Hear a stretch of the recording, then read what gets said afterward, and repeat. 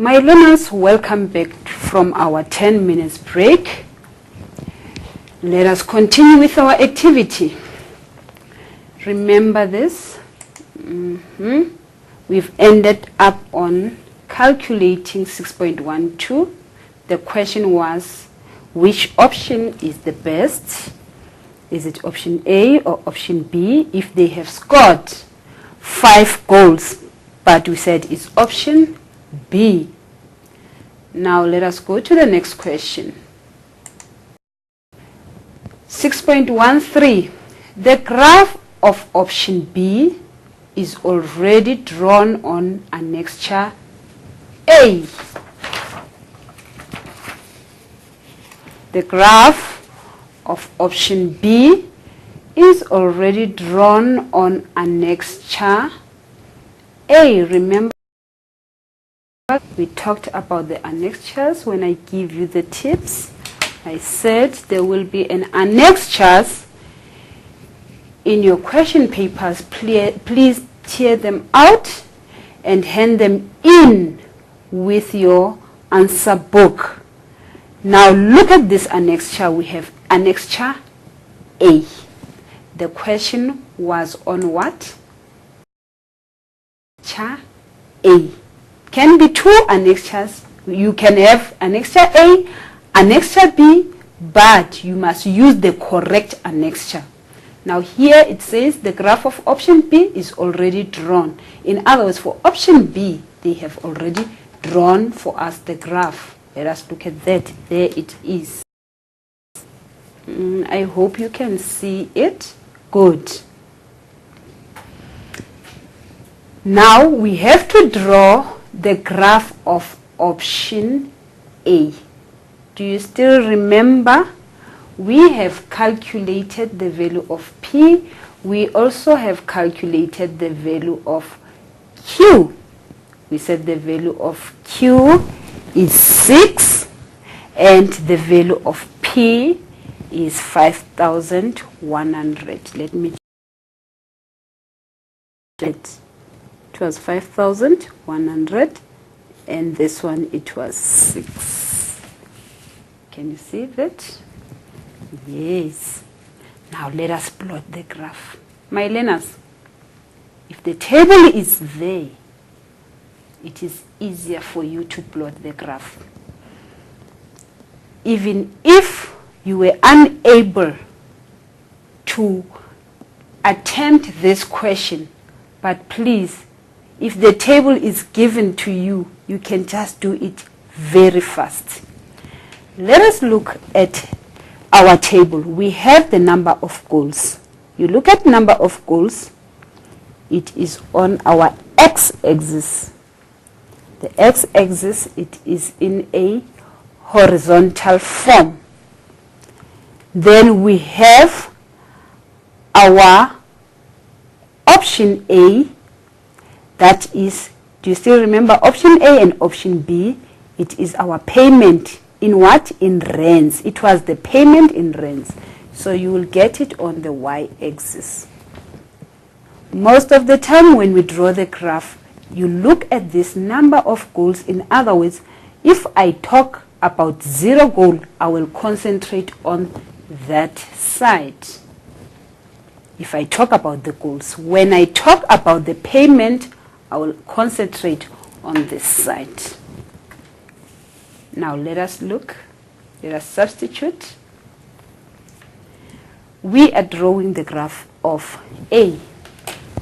Remember I said you must have your own pencil. I have my pencil. So if number of goals is 0, if the number of goals is 0, there it is. The payment is 4,600. Now I look for 4,600. Let us look at the spaces here. Are they equal? If I can say this is 3,000, 2, 4, 6, 8, 4,000. Yes. It's 3,000, 3,002, 3,000, 3,002, 3,004, 3,006, 8, and 4,000. 4,002, 4,004, 4,006.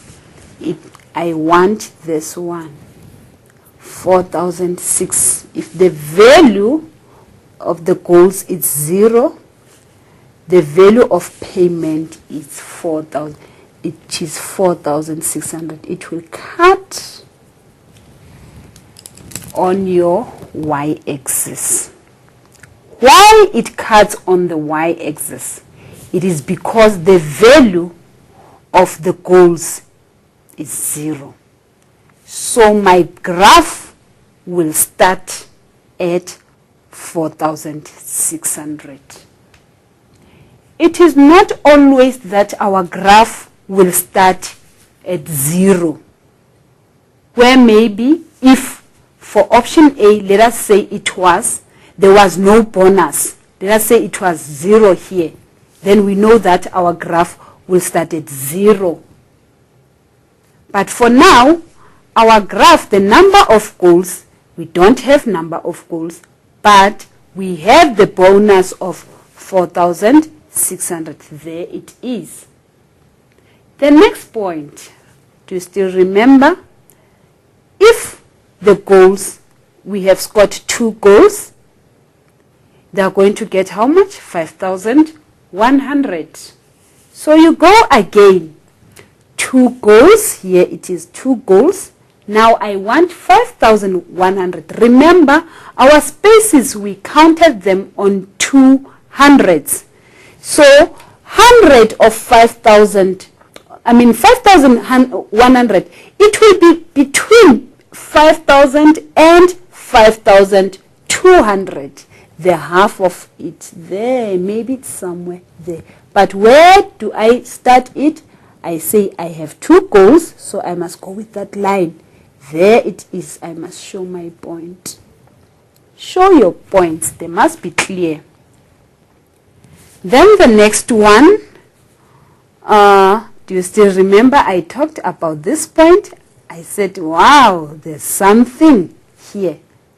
The goals, we have 4 goals, but now the amounts are the same. 5,600 for option B, 5,600 for option A. In other words, also for option A, if the goals are 4, this graph will cut here on that point. It is 5,600. Remember, it's 5,000. There it is. We were counting in 200s. 2, 4, 6. Then you go for Q. Remember the value of Q? We said it's 6. So we must go to the goals. When the goals, we have scored 6 goals. How much for option A? It is 6,100. Then 6 goals, I must go to 6,100. It will be between 6,000 and 6,002. Maybe it's somewhere there. Then we go to 7 goals. If we have 7 goals, for option A, it says it's 350. 350. Then here you are. 7 goals. I go up, up, up, up, up, up. This is 6,000. 6,002. Between 6,002 and 6,004. Maybe my point will be there, somewhere there. Then the last point. If we have 8 goals, how much payment? It's 6,600. 8 goals. Here we are. You go, you go, you go. 6,000, 2, 4, 6. I have this point. I have that point. I have the one, this one, where the 2 graphs cut each other, or where the 2 graphs intersect. That point, what do we call it? We call it a break-even point. Now, let us join our points. take your ruler and join your points.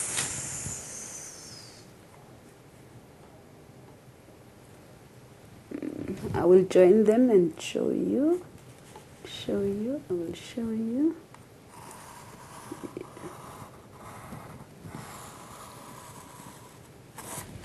I hope you are doing the same. Fine. I hope your graph is like this. Can you see that? But look at the first one. It has its name. Let us go to the question.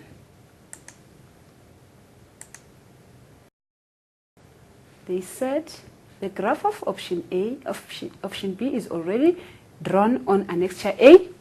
Draw another line, graph, on the same grid to represent option A.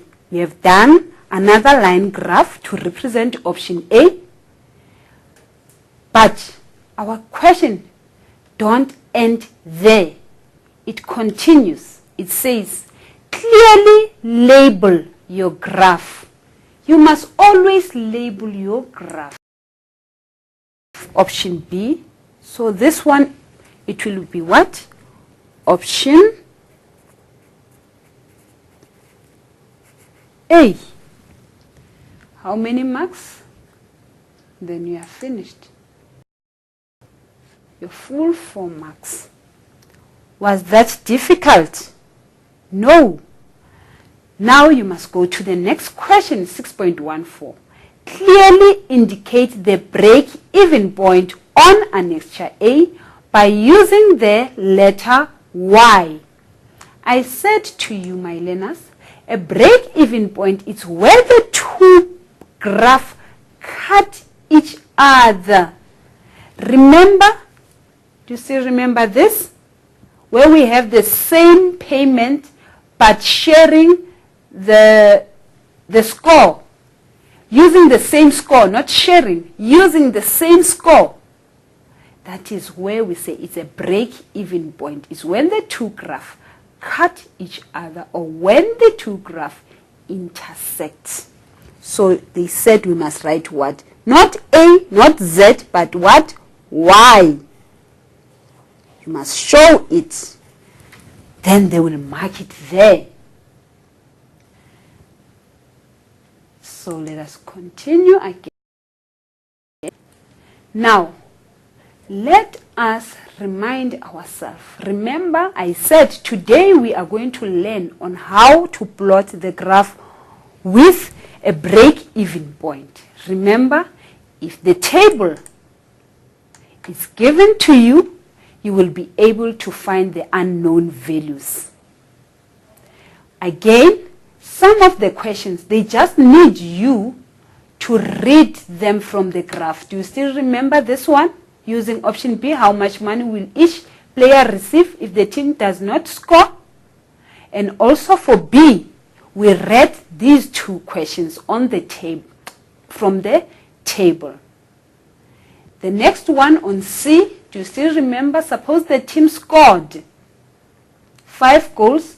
Which payment option would give the players the most?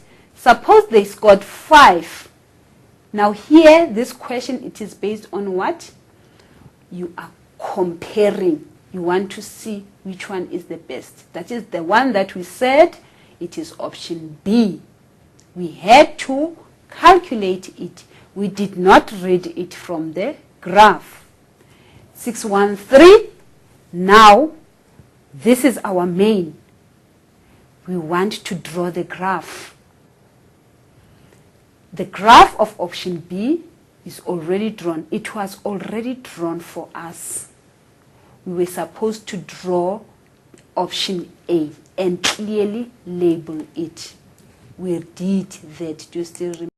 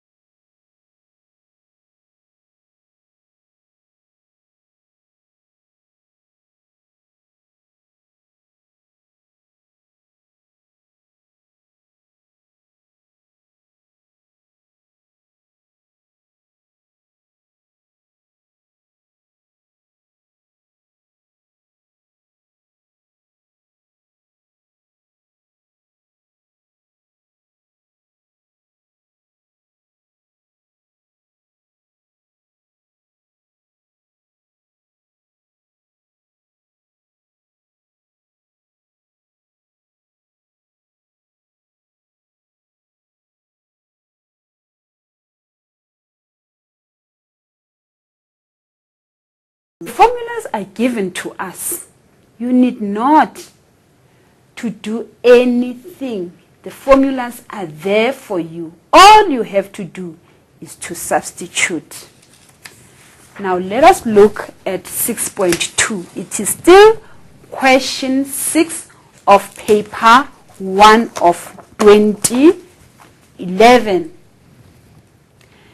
Now 2 weeks before the final hockey match, a concert was held on hockey field. The stadium manager inspected the field after the concert and found that some of the lines on the field were unclear and part of the grass of the field was damaged. These are the dimensions for the hockey field.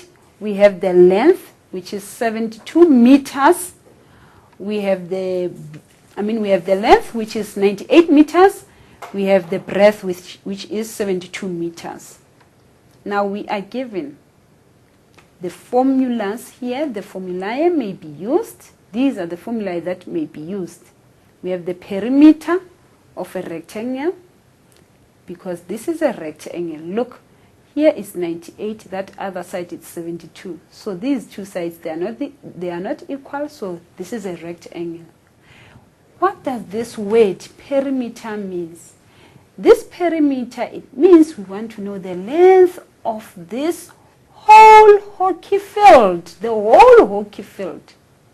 In other words, when we do perimeter, you are adding this side plus this side plus this side plus the other side.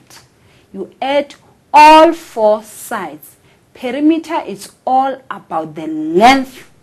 We want to know how long is this hockey field.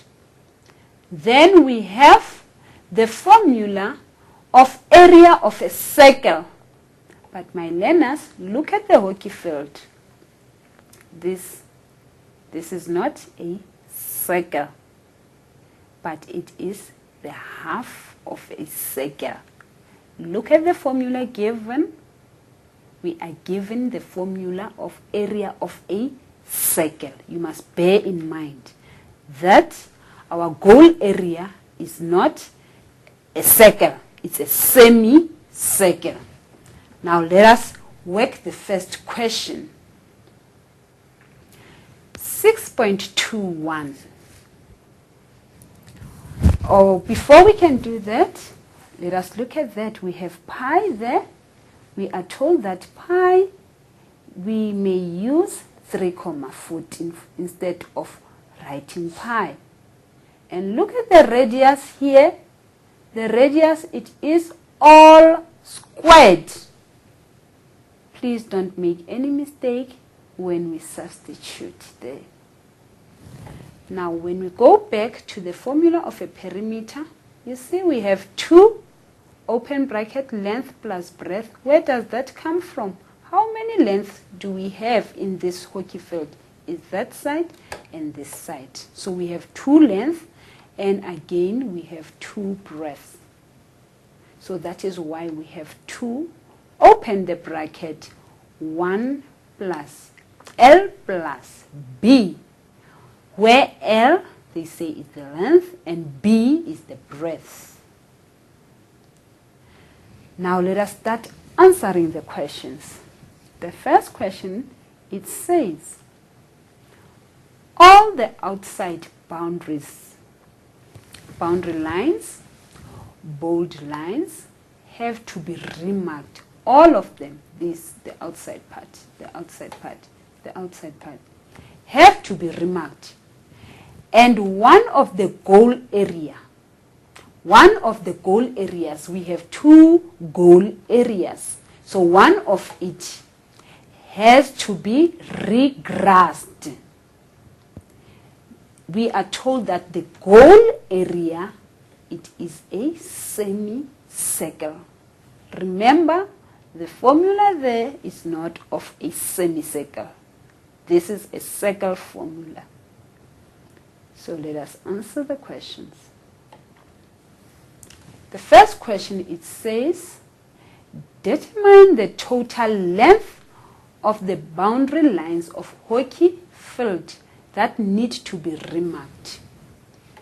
Now remember, we said our length is 98 meters. It is our length. We were told that it is 98 meters, and our breadth is, our B is 72 meters. Now let us work.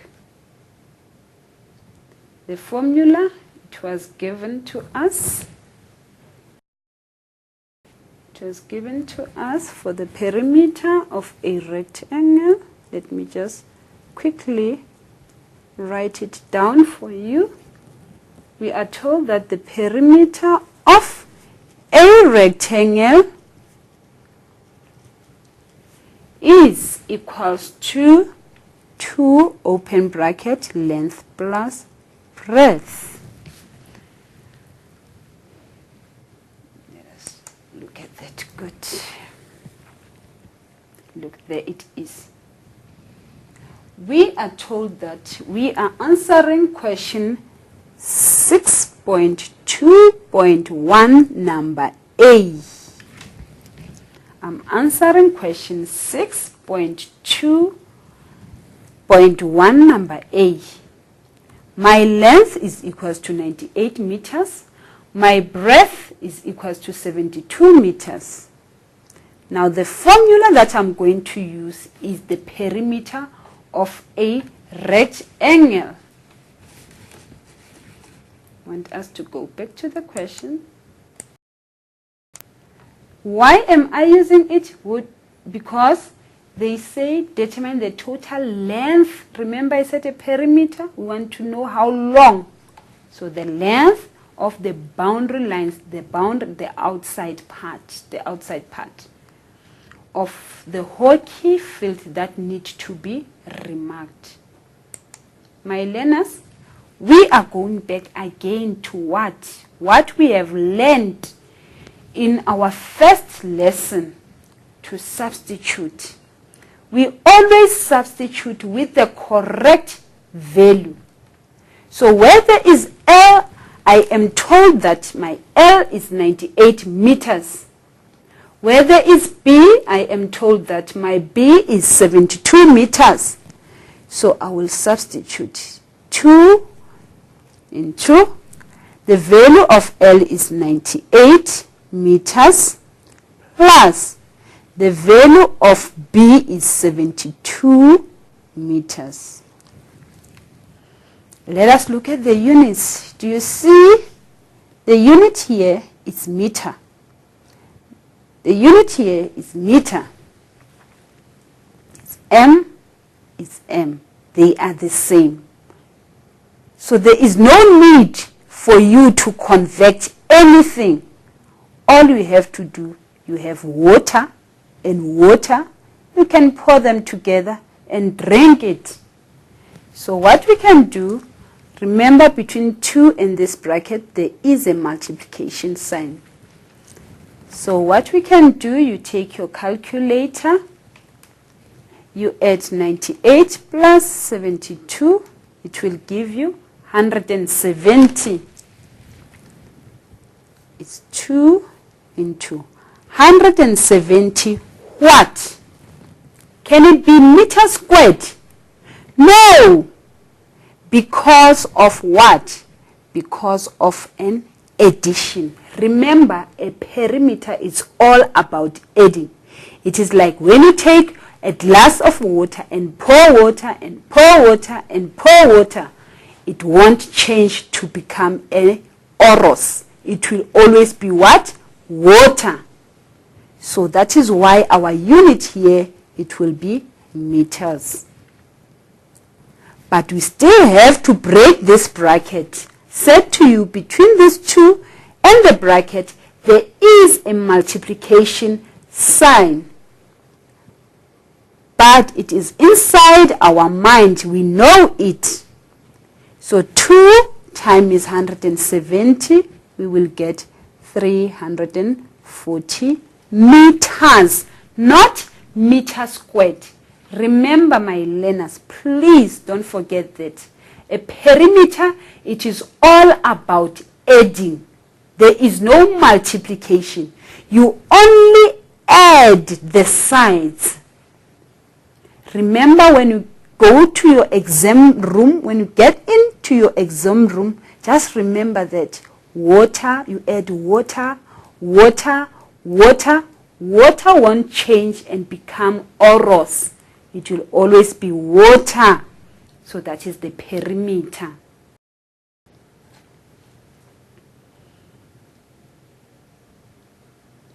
The next one, the next question, it is all about what? It's number B now. We are calculating number B. Calculate the area. Immediately we talk about the area. My learners, please think about multiplication. Multiplication sign. There will be a multiplication sign. In other words, the area, we are multiplying the length and the breadth. If it is a rectangle, we are going to multiply length times breadth. So length times breadth. If it is in meters, in other words, we'll say meter times meter, it becomes what? Meter squared. But for the perimeter, remember, it is all about what? Addition. Now let us look at this question. Calculate the area of one goal. Where is that goal? Let us look at the goal. There it is. The goal area. There it is. And this goal area, it is in a semicircle form. Fine. But because I say semicircle, in other words, this formula can help me to get the answer. I can write it down. That formula, area of a circle.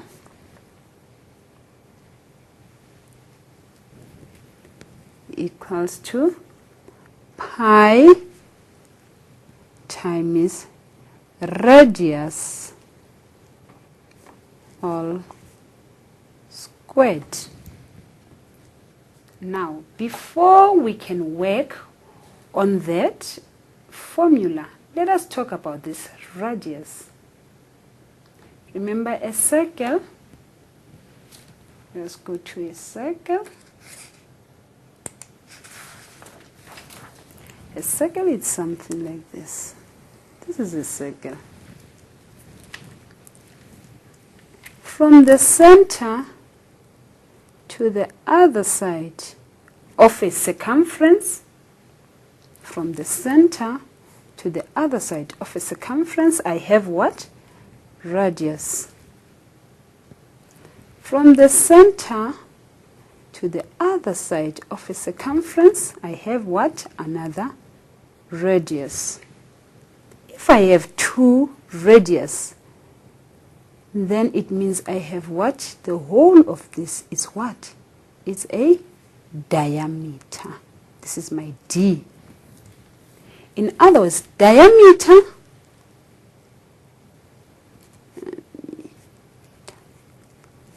it is from here up to there, from the other side of a circle to the other side of a circle. So for me to get a radius, if I have a diameter, I must do what? I must divide this diameter by what? By 2. Then I'll be able to get what? The radius. For you to get the radius, you must, if you are given the diameter, you must divide that diameter by 2. Then you'll be able to get what? The radius. Let us say here our diameter was 50 meters or millimeters. It's fine.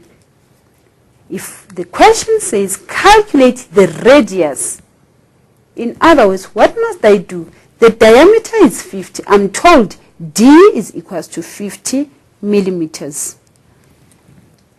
The question says calculate R, the radius. So what must I do? I will say 50 millimeters. I divide it by 2. Then my radius is 25 millimeters. But if I have the radius, if I'm given the radius, then I want the diameter. I know a radius, it is made up of, a diameter, it is made up of 2 radius. So in other words, my diameter is the same as 2 radius.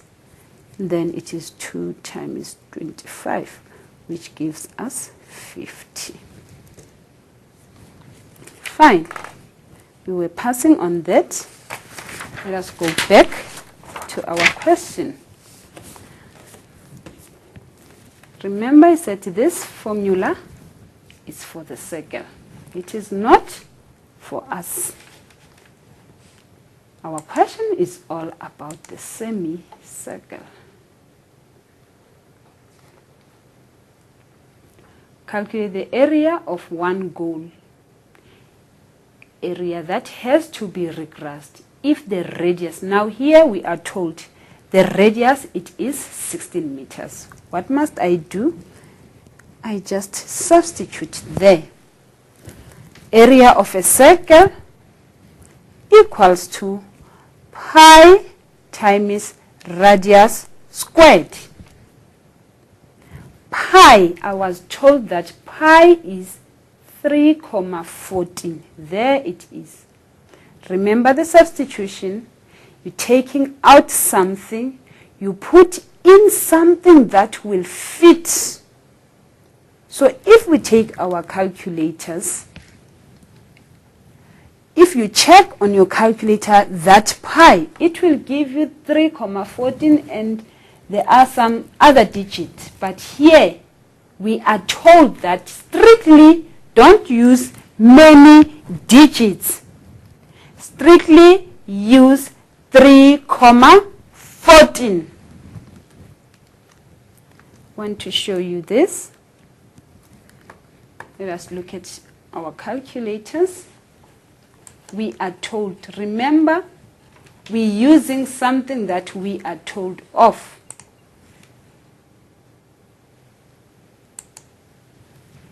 Let us look at that. You see? If you look at pi, pi is there, but now we are told that it's 3,15159, but they say only use 3,14. Don't use other digits. You are told. We must always listen to the instructions.